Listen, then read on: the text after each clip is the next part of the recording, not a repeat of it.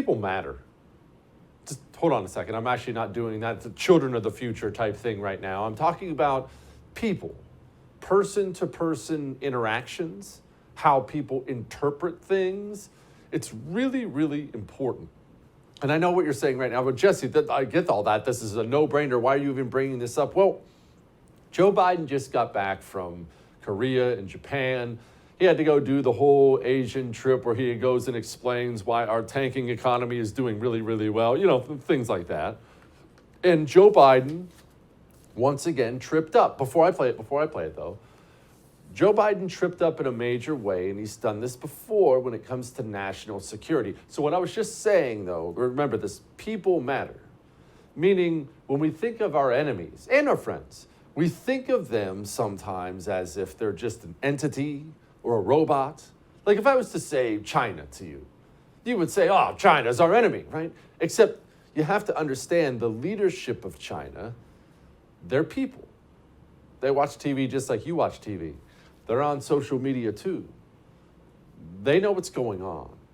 When the President of the United States of America says things, they're people.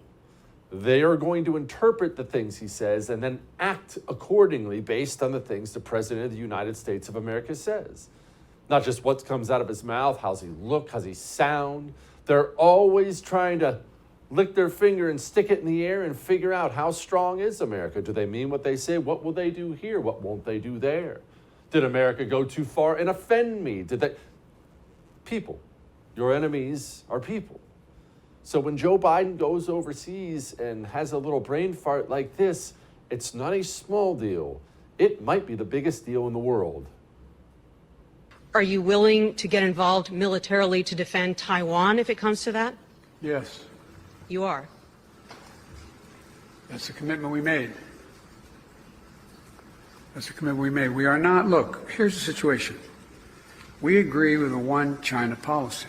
We signed on to it and all the attendant agreements made from there. But the idea that it can be taken by force, just taken by force, is just not appropriate. It will dislocate the entire region and be another action similar to what happened in Ukraine. And so it's a burden that is even stronger. What? Did Joe Biden just commit to World War III over Taiwan? Because that's what he did.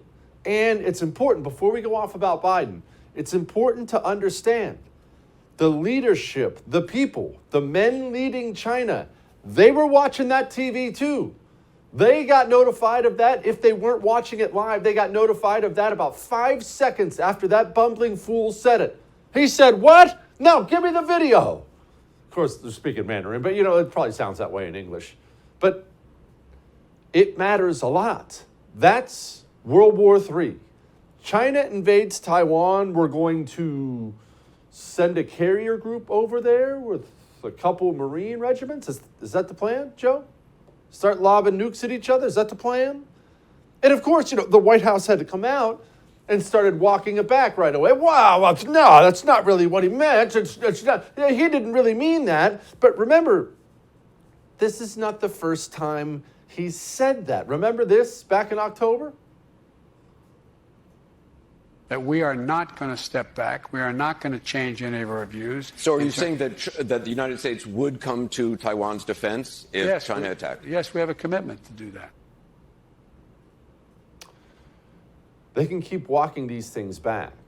He continues to do these things and they walk these things back. But the truth of the matter is this. When Joe Biden speaks, because he is the commander-in-chief, the entire world can change by his words. Now, that's insane, right? That's an insane amount of power. You don't have that power. I don't have that power. I say a sentence on here and it can move the world, change the world, destroy the world. Joe Biden does have that power.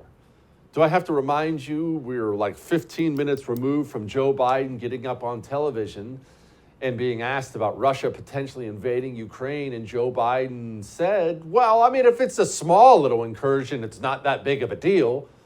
And then immediately the White House tried to walk it back, but In came Russia right off the bat. Again, Vladimir Putin has television too. And this brings me to my point. It goes way beyond left, right, Republican, Democrat. We have to have a fully functional adult leading the United States of America. With all due respect, whatever your job is, look, let's make it about me. Let's make it about my job. With all due respect, and I love what I do here at The First. I love bringing you TV every night, and I love just having these conversations with you.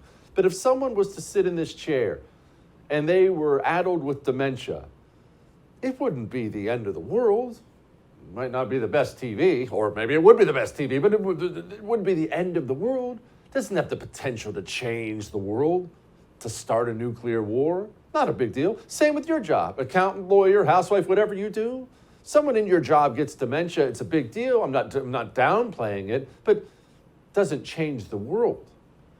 Someone with dementia as president of the United States of America has the potential to change or end the world.